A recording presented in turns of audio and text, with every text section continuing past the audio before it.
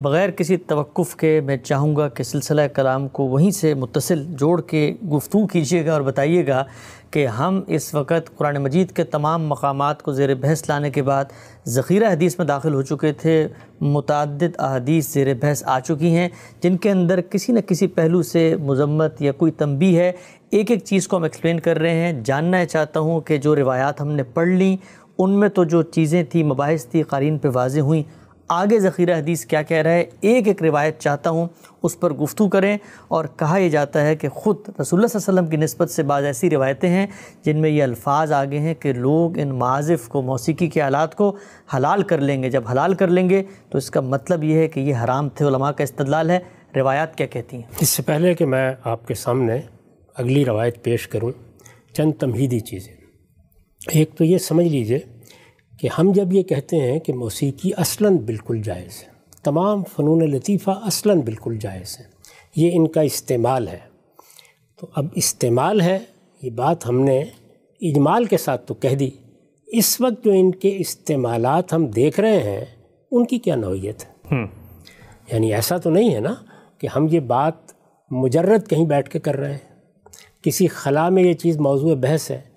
اس کو زمین پر لائیے اور پھر یہ دیکھیے کہ یہاں کلاسیکی موسیقی بھی ہے، یہاں بہت اچھی آواز کے ساتھ حمد پڑھی جا رہی ہے، نعت پڑھی جا رہی ہے، موسیقی کے ساتھ بھی بہت سا پاکیزہ کلام ہے جو لوگ سناتے ہیں، فلاں اور فلاں بڑے شاعر کے کلام سے بھی ہم مستفید ہوتے ہیں، اور غنا کے ذریعے سے بھی ہوتے ہیں، موسیقی کے ذریعے سے بھی ہوتے ہیں، اسے مغنی بھی پڑھتے ہیں، مغنیات بھی پڑھتی ہیں۔ اسی طریقے سے آپ یہ بھی دیکھتے ہوں گے کہ بہت سے وہ مضامین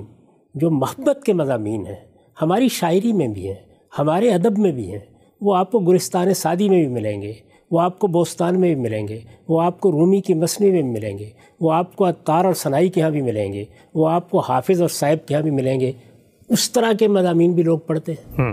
وہ عربی زبان کے ان قصائد میں بھی ملیں گے جو خود رسالت مآب صلی اللہ علیہ وسلم کے سامنے پڑھے گئے، اچھا، صحابہ کرام کے سامنے پڑھے گئے، سیدنا عمر کے سامنے پڑھے گئے، ان میں تشبیب کے مضامین بھی ہیں۔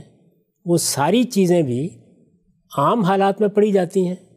تحت اللفظ پڑھی جاتی ہیں، غنا کے ساتھ پڑھی جاتی ہیں، آلات کے ساتھ بھی پڑھی جاتی ہیں۔ ٹھیک، یہ سارے وہ استعمالات ہیں جو کسی پاکیزہ چیز کو پہنچانے کے لیے،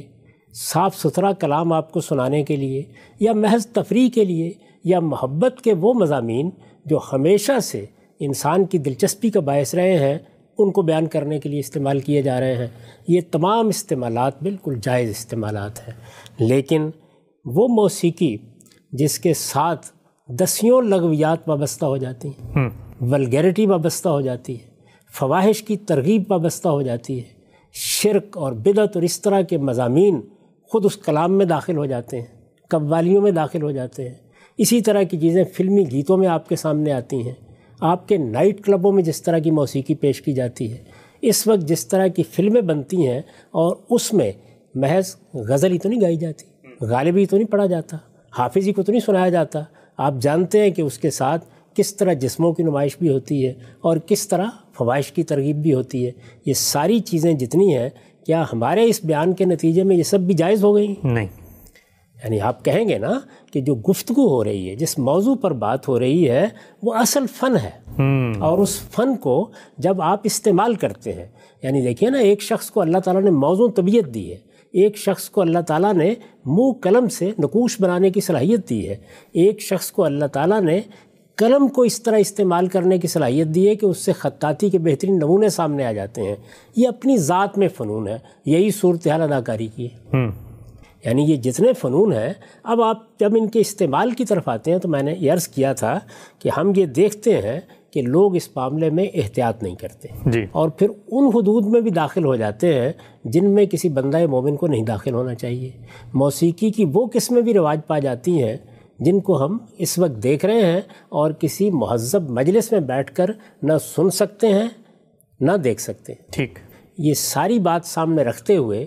اب آپ یہ دیکھیے کہ استعمال کی یہ صورتیں جب پیدا ہو جائیں، لوگ اس طرح بیگانہ ہو جائیں، جب وہ اس کے ساتھ وابستہ لغویات کے بارے میں بھی متنبع نہ رہیں، تو ان کو متنبع کرنا چاہیے، بالکل چاہیے۔ ایک مصلح بھی کرے گا، دین کا ایک عالم بھی کرے گا، تہذیب اور شرافت کے ساتھ چیزوں کو دیکھنے اور دکھانے والے بھی کریں گے، اور اگر خدا کا پیغمبر ہوگا تو وہ بھی کرے گا۔ یہ تمام پس منظر ذہن میں رکھیے، اور اس کے بعد آئیے اس روایت کو پڑھتے ہیں جس کا بار بار آپ بھی حوالہ دے رہے ہیں،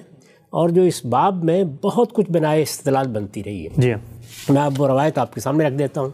اس روایت کے بارے میں یہ سمجھ لیجئے کہ یہ بخاری سے لی گئی ہے، اس کا رقم ہے 5590۔ ٹھیک، اس کے الفاظ ہیں، اور یہ میں اصل عربی میں پڑھ دیتا ہوں۔ یہ کہتے ہیں عبد الرحمن بن غنم اشری ہیں یہ، اور انہوں نے یہ روایت ابو عامر رضی اللہ عنہ یا ابو مالک اشری سے روایت بیان کی ہے۔ ٹھیک، یہ کہتے ہیں کہ یہ بالکل صحیح روایت ہے۔ واللہ ما کذبنی سمع النبی صلی اللہ علیہ وسلم یقول،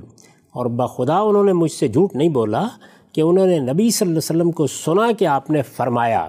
کیا فرمایا؟ لَيَكُونَنَّ مِنْ أُمَّتِي أَقْوَامٌ يَسْتَحِلُّونَ الْحِرَّ وَالْحَرِيرَ وَالْخَمْرَ وَالْمَعَازِفَ۔ آپ نے فرمایا میری امت میں کچھ ایسے لوگ ضرور پیدا ہوں گے جو شرم گاہوں اور ریشم اور شراب اور موسیقی کے سازوں کو حلال کر لیں۔ اب ظاہر بات ہے کہ اس میں جب آپ عام طریقے سے پڑھتے ہیں تو آپ یہ کہیں گے کہ یہ سب کی سب چیزیں جب کہ حلال کر لیں گے تو اس کا مطلب ہے کہ یہ اصلاً حرام ہوں گی۔ بالکل، یہ روایات کو دیکھنے، روایات کو پڑھنے اور ان کو سمجھنے کا صحیح طریقہ ہی نہیں ہے۔ اچھا، جب اس طرح کے اسلوب میں بات ہو، دیکھیے اگر تو اسلوب یہ ہو کہ فلاں چیز حرام ہے، میں عرض کر چکا کہ اس کے لیے کیا طریقے قرآن مجید اختیار کرتا ہے، رسالت بآب صلی اللہ علیہ وسلم کیا طریقے اختیار کرتے ہیں، اس پر ہم بڑی تفصیلی بحث کر چکے ہیں۔ جب اس طرح کے اسلوب میں بات کی جائے حلال کر لیں گے، تو اب دیکھنا چاہیے کہ کیا حلال کر لیں گے، اور کیا یہ ساری چیزیں فی الواقع دین میں ممنوع ہیں، اور کیا اسی طرح ممنوع ہیں جس طرح کہ اسے سمجھی جا رہی ہیں۔ تو میں سب سے پہلی چیز آپ کے سامنے رکھتا ہوں، اس میں پہلی چیز یہ بتائی ہے کہ میری امت میں کچھ ایسے لوگ ضرور پیدا ہوں گے جو شرم گاہوں کو حلال کر لیں گے۔ جی، اب میں آپ سے یہ پوچھتا ہوں کہ شرم گاہیں حرام ہیں؟ فی نفسی تو نہیں، یعنی شرم گاہیں کیا اصلاً ممنوع قرار دے دی گئی ہیں؟ اگر آپ کہیں گے شرم گاہیں اصلاً ممنوع ہیں تو اس کا مطلب جانتے ہیں کیا ہوگا؟ اس کا مطلب یہ ہوگا کہ جنسی داعیہ جو خدا نے رکھا ہے وہ اصلاً حرام قرار دے دیا گیا ہے، وہ اصلاً کوئی بہیمیت کی چیز ہے، وہ اصلاً کوئی غیر اخلاقی چیز ہے، یہی مطلب ہوگا نا اس کا۔ تو آپ اس کو پڑھنے کے بعد اگر علی الاطلاق یہ فتویٰ دے دیں گے تو اس کا مطلب یہ ہے کہ وہ چیز کہ جس کو ہمارے دین میں روا رکھا گیا ہے، جس کی بنیاد ہی دین کے اندر اس لیے واضح کی گئی ہے کہ اللہ تعالیٰ کی اسکیم اسی کے ذریعے سے روبہ عمل ہوتی ہے، بلکہ بعض حالات میں اس کو اللہ تعالیٰ کی عبادت کے برابر قرار دیا گیا ہے۔ جی، یعنی جس میں انسان حلال کی جستجو کرتا ہے، جس میں وہ اللہ کے حکم پر رجوع کرتا ہے، اللہ کے حکم پر رکتا ہے، یہ ساری باتیں قرآن میں بھی بیان ہوئی ہیں، حدیثوں میں بیان ہوئی ہیں۔ شرم گاہوں کے بارے میں قرآن مجید کا بیان دیکھیے، وہ کتنا واضح ہے، سورہ معارج میں بھی اور سورہ مومنون میں بھی۔ اس میں یہ بتا دیا گیا ہے کہ شرم گاہیں اصلاً بالکل حلال ہیں، اس کے لیے کچھ شرائط ہیں، جی، اور وہ کیا ہیں؟ وہ یہ ہے کہ آپ علی الاعلان کسی عورت کے ساتھ اس تعلق کا اظہار کریں گے، آپ اس کے لیے کوئی تقریب منعقد کریں گے، آپ اپنے معاشرے کو بتائیں گے کہ آج سے میں یہ تعلق قائم کرنے کے لیے اس عورت کو اپنے نکاح میں رہ رہا ہوں، اور عورت یہ اعلان کرے گی کہ وہ مرد کو اپنے نکاح میں لے رہی ہے۔ یہ جب آپ اعلان کر دیں گے تو اس کے بعد ایک زندگی بھر کے سنجوگ کا معاہدہ ہو جائے گا، اب شرم گاہیں آپ کے لیے حلال ہیں۔ ٹھیک، یہ بات بالکل واضح ہے۔ تو اس کا مطلب یہ ہے کہ جیسے ہی ہم یہ الفاظ پڑھیں گے تو ہمیں سب سے پہلے کیا دیکھنا ہوگا؟ یہ رجوع کر کے دیکھنا ہوگا کہ قرآن مجید میں شرمگاہوں کے بارے میں کیا کہا گیا ہے، اللہ تعالیٰ نے اس کے کیا اصول بیان کیے ہیں۔ تو ظاہر ہے کہ یہاں جب رسالت مآب صلی اللہ علیہ وسلم یہ فرما رہے ہیں تو آپ کے پیش نظر کیا ہے؟ آپ کے پیش نظر یہ ہے کہ وہ شرمگاہیں جن سے مقاربت اللہ تعالیٰ نے حرام قرار دی، ٹھیک، وہ شرائط جن کے ساتھ حلال قرار دیے، جو لوگ ان کو پورا نہیں کریں گے اور اس کے بغیر رجوع کریں گے، تو کیا ہوا یہاں پر؟ یعنی وہ حدود، وہ شرائط اللہ تعالیٰ نے جو چیزیں بیان کی ہیں وہ سب چونکہ پس منظر میں موجود ہیں، ان کو سامنے رکھ کر یہ الفاظ علی الاطلاق بول دی۔ لیکن کوئی شخص یہ کہے گا کہ روایت میں تو مطلق بیان ہوئے ہیں۔ میں وہ عرض کر رہا ہوں نا، اسی پر میں نے آپ کو توجہ دلائی ہے کہ جیسے ہی وہ یہ پڑھے گا تو کیا یہ جائز ہوگا کہ وہ اس سے یہ استدلال کرنا شروع کر دے؟ بالکل ٹھیک، وہ یہ کہے یہ علی الاطلاق ممنوع ہو گئی ہیں، شرمگاہوں کے ساتھ اب قربت کسی صورت میں بھی اختیار نہیں کی جا سکتی۔ اس حدیث نے بالکل واضح کر دیا ہے تو میں یہ گزارش کر رہا ہوں کہ یہ دین کو سمجھنے کا کوئی صحیح طریقہ ہی نہیں ہے۔ یعنی بعض موقعوں کے اوپر جیسے میں نے پہلے بھی عرض کیا تھا کہ بات الفاظ کی حد تک علی الاطلاق بیان ہوتی ہے، لیکن اس کا وہ مدعا نہیں ہوتا، اس سے وہ مقصود نہیں ہوتا، اس میں کسی خاص موقع پر کسی استعمال کو سامنے رکھ کر، حدود و شرائط سے کسی اعراض کو سامنے رکھ کر، لوگوں کی کسی غفلت کو سامنے رکھ کر کسی چیز کی طرف توجہ دلائی جاتی ہے۔ تو سب سے پہلی چیز یہ دیکھیے، چنانچہ میں نے اس کے اوپر جو نوٹ لکھا ہے وہ کیا ہے، یعنی اللہ تعالیٰ کی نافرمانی کرتے ہوئے زنا اور اغلام جیسے گناہوں کا ارتکاب کریں گے۔ اچھا، یعنی اس کا مطلب کیا ہوگا؟ جب یہ کہا گیا ہے کہ شرمگاہوں کو حلال کر لیں گے، تو کیا اس میں یہ تنبیہ کی جا رہی ہے کہ لوگ شادیاں کرنا شروع کر دیں گے، لوگ بیویاں لے آئیں گے، لوگ ان کے ساتھ مجامت کریں گے، اور رسالت مآب صلی اللہ علیہ وسلم کی اس حدیث کی روح سے یہ سب کچھ ناجائز ہو گیا ہے؟ اس میں وہ چیزیں بیان ہوں گی جن چیزوں کے بارے میں ہم دوسرے ذرائع سے یہ جانتے ہیں کہ ان کو ممنوع قرار دیا گیا ہے۔ یعنی جو کام شرمگاہوں میں کرنا حرام تھا ان کو حلال کر لیں گے، اس کو حلال کر لیں گے۔ ٹھیک، یعنی اس کا مطلب یہ ہوگا کہ وہ شرمگاہیں حلال کر لیں گے جن کو اللہ نے حرام رکھا، ان کے ساتھ وہ معاملہ کریں گے جو معاملہ اللہ نے روا نہیں رکھا۔ ظاہر ہے کہ اس سے ایک مسلمان واقف ہے، اس سے قرآن مجید کا ایک طالب علم واقف ہے، اس کے بارے میں کسی مزید شرح و وضاحت کی ضرورت نہیں ہوتی۔ جیسے یہ بات کہی جاتی ہے کہ وہ شرمگاہوں کو حلال کر لیں گے، تو ہم چونکہ قرآن مجید کی تصریحات سے واقف ہیں، ہم اپنے دین کی تصریحات سے واقف ہیں، ہم اس معاملے میں اس پوری امت کے اندر یا اس سے پہلے انسانیت میں جو دین کا تصور رہا ہے، اخلاقیات کا تصور رہا ہے، اس سے واقف ہیں۔ اس کی روشنی میں ہم یہ کہیں گے کہ یہاں وہ شرمگاہیں مراد ہیں جن شرمگاہوں کی طرف رجوع کو اللہ تعالیٰ نے ممنوع قرار دے رکھا ہوا ہے، انہی کے بارے میں رسالت مآب صلی اللہ علیہ وسلم فرما رہے ہیں، نہ کہ علی الاطلاق اب بیویوں کے ساتھ مقاربت، مجامت، نکاح کرنا، انہیں اپنے نکاح میں لانا، یہ بھی ممنوع قرار دے دیا۔ بالکل ٹھیک۔ تو یہ بات پوری طرح سمجھ لیں، یعنی اللہ تعالیٰ کی نافرمانی کرتے ہوئے زنا اور اغلام جیسے گناہوں کا ارتکاب کریں گے، اور اس طرح ان شرمگاہوں کو عملاً حلال کر لیں گے جنہیں اللہ تعالیٰ نے حرام ٹھہرایا۔ ٹھیک ٹھیک ٹھیک۔ یہاں میں نے یہ عملاً کے الفاظ اس لیے کہے کہ یہ ضروری نہیں ہے کہ وہ آپ کے سامنے آ کر کہیں کہ آج سے زنا جائز ہو گیا، یا یہ کہیں کہ اغلام جائز ہو گیا، بلکہ عملی طور پر لوگ ان گناہوں کا ارتکاب کریں گے۔ اس وجہ سے یستحلون کے الفاظ استعمال کیے۔ یہ قید اس لیے ضروری ہے، کیوں مجھے یہ کہنا پڑا، کیوں بتانا پڑا، کیوں ان سب چیزوں کا حوالہ دینا پڑا؟ آپ کہیں گے کہ تو ہر چیز شخص جانتا ہے، تو میں یہ کہہ رہا ہوں کہ ہر شخص وہ سب چیزیں جانتا ہوتا ہے، اس لیے اس کے پس منظر میں رکھ کر ہمیشہ گفتگو کی جاتی ہے۔ قرآن مجید میں بھی بعض اوقات ایسے اسالیب آ جائیں گے تو ہم یہ کہتے ہیں کہ قرآن فلاں جگہ یہ بات بیان کر چکا ہے، یہ اصول بیان کیا جا چکا ہے، یہ قاعدہ بتایا جا چکا ہے، اس کو سامنے رکھ کر اس کلام کو ہم دیکھیں گے اور اس کے بارے میں، ان حدود و شرائط کے بارے میں لوگوں کو متنبع کریں گے۔ تو میں نے لکھا ہے کہ یہ قید اس لیے ضروری ہے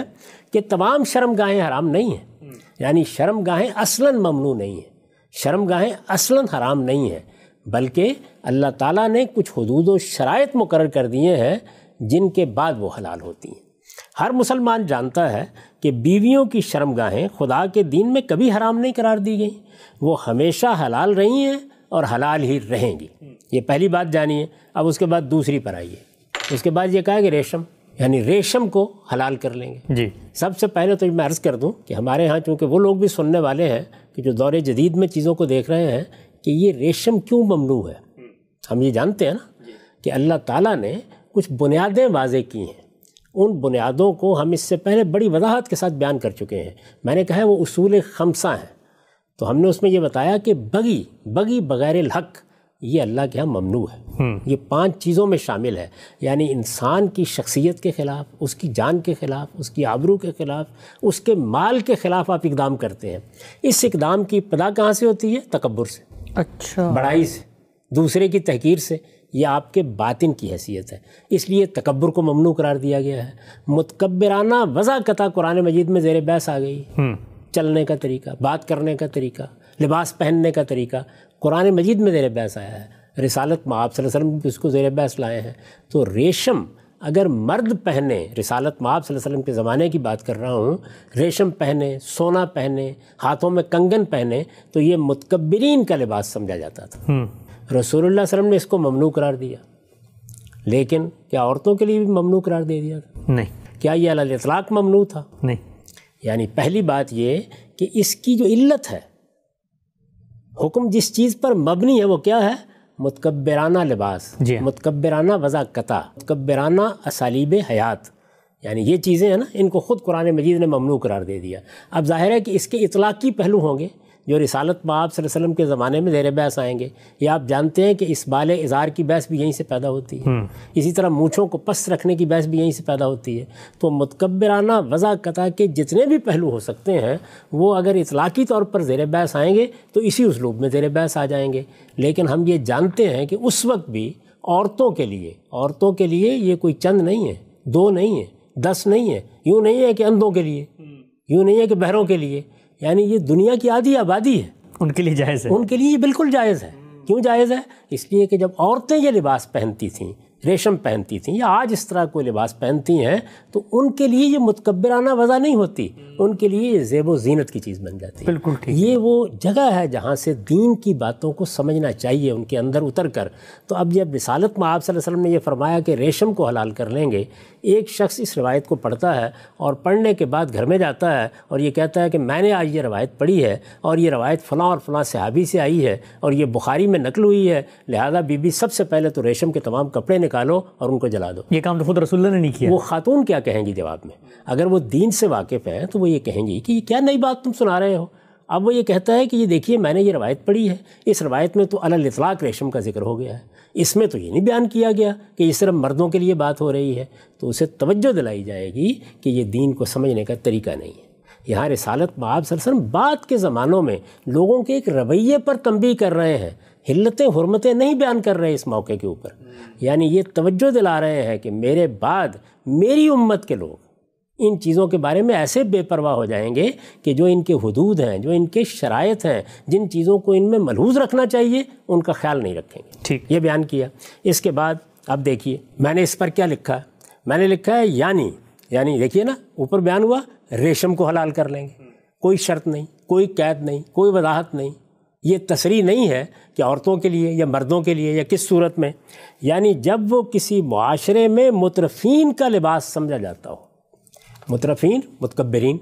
بڑے بڑے لوگ، جس کو بعض حدیثوں میں لباس شہرت بھی کہا گیا ہے، یعنی جب وہ کسی معاشرے میں مترفین کا لباس سمجھا جاتا ہو جو انسان کے باطن میں بغی بغیر الحق کے رجحانات پر دلالت کرتا اور ظاہر میں تکبر کی علامت بن جاتا ہے۔ یعنی اندر کیا ہے؟ تکبر، باہر اس کا ظہور کیسے ہوتا ہے؟ کبھی چال میں، کبھی انداز گفتگو میں، کبھی بات چیت کے طریقوں میں، کبھی دوسروں کے سامنے استدلال کرنے میں، کبھی خاص طریقے کی وضاقتہ میں، اور کبھی لباس میں بھی، اور ظاہر میں تکبر کی علامت بن جاتا ہے۔ نبی صلی اللہ علیہ وسلم کے عہد میں ایسا ہی تھا، اس کی یہ حیثیت اب باقی نہیں رہی، لیکن ہر شخص جانتا ہے کہ اس کی جگہ بہت سی دوسری چیزیں آ چکی ہیں جن کی حیثیت اس زمانے میں وہی ہے جو اس وقت ریشم کی تھی، چنانچہ ان کا حکم بھی یہی ہونا چاہیے، کیونکہ حقیقت جو ہے وہ اس کا اطلاق اب دونوں چیزوں پر یہاں توجہ دلائی جائے گی۔ ایک تو یہ کہ یہ کوئی علی الاطلاق حرمت نہیں ہے، یہ عورتوں کے لیے اس وقت بھی جائز تھا۔ عورتیں دنیا کی آدھی بلکہ آدھی سے زیادہ آبادی رہی ہیں، رسالت مآب صلی اللہ علیہ وسلم کی امت میں بھی یہی صورتحال ہے، اس لیے اس کے حدود یہ ہیں، اس کے شرائط یہ ہیں، اس کا پس منظر یہ ہے، اس کی علت یہ ہے، اس کی حقیقت یہ ہے۔ پھر یہ توجہ دلائی جائے گی کہ اس میں لفظ پر نہیں رہ جانا چاہیے، بلکہ یہ دیکھنا چاہیے کہ کیا کچھ اور چیزیں تو اس وقت اس کے حکم میں داخل نہیں ہو گئیں۔ یعنی اب بہت سے لباس، بہت سے رہن سہن کے طریقے نئے ایجاد ہو گئے ہیں، ان میں متکبرین کی وجہ کیا ہے، اچھا ان میں مترفین کے طریقے کیا ہیں؟ تو ظاہر ہے کہ جو اصل علت ہے، جب دین کا ایک حکیم طالب علم اس کو سمجھ لے گا تو ان کی جانب بھی توجہ دلائے گا۔ تو یہ 2 مثالیں ہو گئیں۔ اس کے بعد تیسری چیز جو اس روایت میں بیان ہوئی ہے وہ کیا ہے؟ وہ ہے والخمر، شراب۔ اب ہم جب شراب کے بارے میں دیکھتے ہیں تو معلوم ہوتا ہے کہ قرآن مجید نے واضح کر دیا ہے کہ وہ علی الاطلاق ممنوع ہے، کوئی بحث پیدا نہیں ہوتی۔ اچھا، اس جگہ کوئی بحث نہیں، اس میں ظاہر ہے کہ یہی ہے نا کہ جیسے ہی ایک بات بیان کی گئی ہے تو آپ یہ دیکھیں گے کہ یہاں حرمت یا حلت کا قانون نہیں بیان کرنا مقصود، کسی آنے والی صورتحال پر لوگوں کو توجہ دلانا ہے، ٹھیک، تاکہ وہ کہیں حدود و شرائط سے بیگانہ نہ ہو جائیں۔ تو اس میں شراب کا ذکر بھی آ گیا، اور پھر جو چیزیں بیان کی گئی ہیں ظاہر ہے کہ یہ زنا اور شراب اور اس طرح کی دوسری چیزیں، جیسے میں نے ابھی ذکر کیا کہ ہمارے ہاں نائٹ کلبوں میں کیا ہوتا ہے، ہمارے ہاں بعض فلموں میں کیا ہوتا ہے، ہمارے ہاں جو لغویات اس وقت وابستہ ہو گئی ہیں ان کی کیا نوعیت ہے، تو ایک پورا ماحول بنتا ہے نا، اس پورے ماحول کی چیزیں ہیں جو رسالت مآب صلی اللہ علیہ وسلم نے یہاں بیان کی ہیں، اس میں شراب بھی زیر بحث آ گئی۔ تو شراب کے بارے میں ہم کیوں یہ کہتے ہیں کہ یہ علی الاطلاق ہے؟ اگر فرض کیجئے کہ یہاں پر خمر کا ذکر ہوتا اور دوسری جانب ہم قرآن مجید میں جاتے اور وہاں جا کر یہ پتہ چلتا کہ شراب کو تو علی الاطلاق ممنوع نہیں قرار دیا گیا، وہ تو صرف اتنی بات کہی گئی ہے کہ لا تقربوا الصلاۃ وانتم سکارا، ٹھیک، جب تم نماز پڑھ رہے ہو اس وقت تمہیں نشے میں نہیں ہونا چاہیے۔ تو ہم یہ بتاتے نا کہ یہاں در حقیقت وہی صورت مراد ہے جی۔ لیکن اب چونکہ ہم یہ جانتے ہیں کہ شراب کو علی الاطلاق ممنوع قرار دے دیا گیا، اس کی معمولی سے معمولی مقدار کی بھی ممانعت کر دی گئی ہے، تو اب یہ ہر حال میں ممنوع ہے، بغیر قید و شرط کے ممنوع ہے۔ تو ہم یہ بتائیں گے، یعنی اس حدیث کو پڑھنے والے کو بتائیں گے، اس سے استدلال کرنے والے کو بتائیں گے کہ ہمارے پاس چونکہ اس کے بارے میں یہ معلومات موجود ہیں، قرآن سے موجود ہے، رسالت مآب صلی اللہ علیہ وسلم کے دوسرے ارشادات سے موجود ہیں، تو اس وجہ سے اس معاملے میں تم ٹھیک کہہ رہے ہو، یہ علی الاطلاق ممنوع ہے۔ اب آگے بڑھیے، آخر میں پھر وہ موسیقی کے سازوں کا ذکر کیا گیا ہے۔ تو میں یہ عرض کر چکا ہوں کہ اب وہ ساری بحث کو اپنے ذہن میں تازہ کر لیجیے۔ یعنی ہم یہ جانتے ہیں کہ حرمت کی بنیادیں کیا ہیں، ہمیں یہ معلوم ہے کہ قرآن مجید میں کسی جگہ اس کی حرمت بیان نہیں ہوئی، ہمیں یہ معلوم ہے کہ صراحت کے ساتھ کسی حدیث میں بھی بیان نہیں ہوئی۔ یہاں بالواسطہ ذکر ہو رہا ہے کہ لوگ حلال کر لیں گے بعض چیزوں کو، انہی کے ذیل میں ذکر آ گیا ہے، اصلاً حرمت کو بیان نہیں کیا جا رہا۔ تو اب ہم وہ ساری چیزیں بتائیں گے جو اس سے پہلے ہم بیان کر چکے ہیں کہ یہاں بھی اصلاً مقصود یہ ہے کہ ان صورتوں میں بھی حلال کر لیں گے جب کہ اس کے ساتھ لغویات وابستہ ہوں گی، جب کہ اس کے ساتھ فواحش وابستہ ہوں گے، جب اس کے ذریعے سے شرک کا ابلاغ کیا جا رہا ہوگا، جب اس کے ذریعے سے بدعات کو فروغ دیا جا رہا ہوگا، اس وقت بھی حلال کر لیں گے۔ تو جس طرح ہم نے شرمگاہوں کے بارے میں حدود و شرائط کا ذکر کیا، جس طرح ریشم کے بارے میں پوری تفصیل بیان کی، اسی طرح کا طریقہ ہم اس کے بارے میں بھی اختیار کریں گے۔ چنانچہ دیکھیں میں نے لکھا ہے، مطلب یہ ہے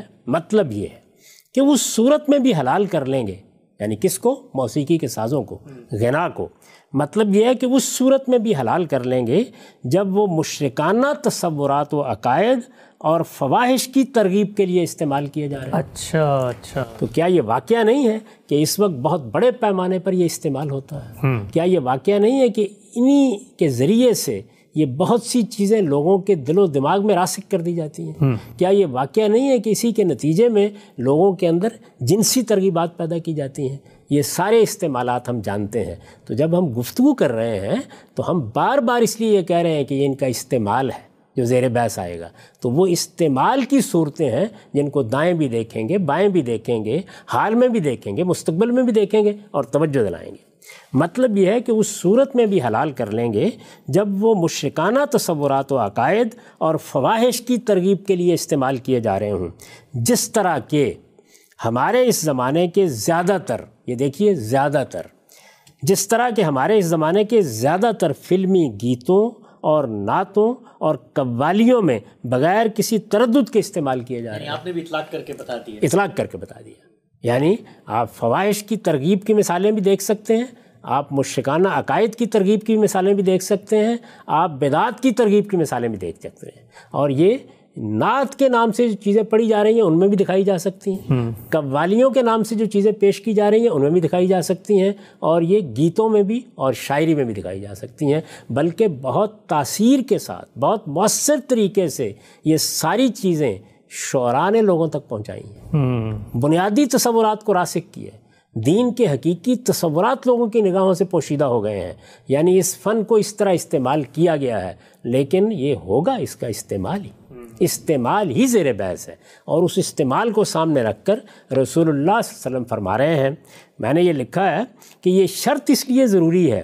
کہ اللہ تعالیٰ نے سورہ اعراف کی آیت 33 میں صراحت کر دی ہے کہ خور و نوش کی حرمتوں کے علاوہ اس نے صرف 5 چیزیں حرام کی ہیں، یعنی فواحش، حق تلفی، جان و مال اور آبرو کے خلاف زیادتی اور شرک و بدعت۔ آگے کی روایتوں سے یہی حقیقت مزید مبرہن ہو جائے گی۔ اچھا، یعنی آگے صرف یہی نہیں کہ یہ میں نے ماضی بیان کر دیا، قرآن کی طرف توجہ دلا دی، اصول خمسہ کی طرف توجہ دلا دی، آپ کو بتا دیا کہ خود اس روایت میں جو چیزیں بیان ہوئی ہیں وہ بھی اس شرح و وضاحت کا تقاضا کرتی ہیں، صرف موسیقی نہیں، شرمگاہیں بھی اس کا تقاضا کرتی ہیں، ریشم بھی اس کا تقاضا کرتا ہے۔ آگے کی روایتوں میں خود رسالت مآب صلی اللہ علیہ وسلم کا طرز عمل بتا دے گا کہ یہاں یہ بات علی الاطلاق نہیں کہی گئی، اس میں در حقیقت اس کا برا استعمال ہی زیر بحث ہے۔ اور چونکہ وہ زمانہ آنے والا تھا کہ صحابہ کرام کے بعد لوگ اس معاملے میں بے احتیاطی اختیار کریں گے، یہ بے احتیاطی تاریخ میں بھی اختیار کی گئی ہے، اس وقت بھی ہم دیکھتے ہیں کہ اختیار کی جا رہی ہے۔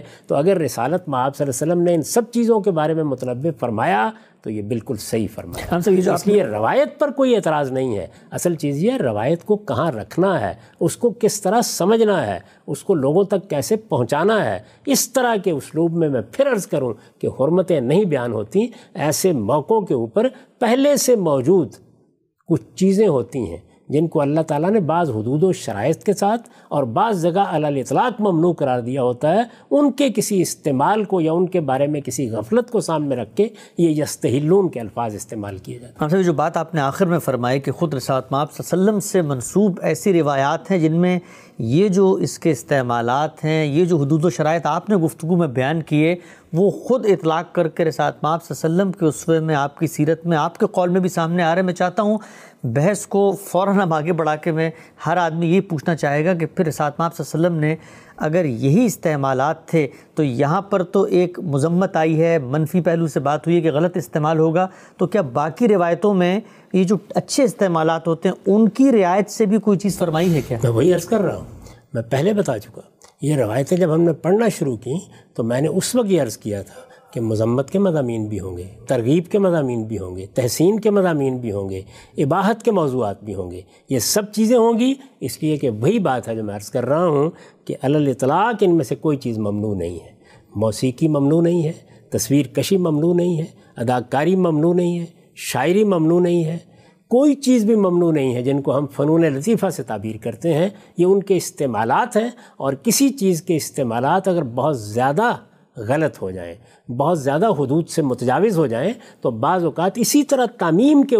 الفاظ میں ان کی طرف توجہ دلائی جاتی ہے۔ یہ اسالیب ہم بھی اختیار کرتے ہیں۔ اچھا، میں اس سے پہلے آپ کو مثالیں دے چکا کہ ہم یہ کہا کرتے تھے کسی زمانے میں کہ یہ ریڈیو ٹیلی ویژن یہ تو شیطان کے کارخانے ہیں۔ تو اس طرح کے اسالیب استعمال کیے جاتے ہیں جب آپ یہ محسوس کرتے ہیں کہ کسی چیز کا زیادہ استعمال غلط ہو رہا ہے یا لوگ اس معاملے میں غفلت برت رہے ہیں۔ ان اسالیب کو سامنے رکھ کر ہمیشہ روایتیں پڑھی جاتی ہیں اور اسی طرح ان کو دیکھا جاتا ہے۔ ہمارا دین اس طرح کے مبہم یا مجمل فکروں پر مبنی نہیں ہے، وہ محکمات پر مبنی ہے۔ اور وہ کیا ہے کہ دین نے پہلے یہ بیان کر دیا کہ حرمت کی بنیادیں کیا ہیں، خور و نوش میں یہ بنیادیں ہیں، اخلاقیات میں یہ بنیادیں ہیں، اس کے بعد اس کے اطلاق کی صورتیں مختلف حدود و شرائط کے ساتھ جگہ جگہ زیر بحث آتی رہتی ہیں۔ جس طرح کہ بغی کو حرام قرار دے دیا، یہ بتا دیا کہ اس کی بنیاد انسان کے باطن میں تکبر کے احساس سے پڑتی ہے۔ اب رسالت مآب صلی اللہ علیہ وسلم اس کا اطلاق کر رہے ہیں، اور یہ دیکھیے کہ مترفین کے، متکبرین کے ایک لباس یعنی ریشم پہننے پر کر دیا، اس بال کے طریقے پر ازار باندھنے پہ کر دیا، مونچھیں رکھنے کے خاص وضاقتہ پہ کر دیا۔ یہ سب اطلاق کی چیزیں ہیں، اسی اصول سے پھوٹی ہوئی چیزیں، یعنی پہلے بنیاد واضح کی جاتی ہے، پھر اس کے بعد یہ چیزیں زیر بحث آتی ہیں۔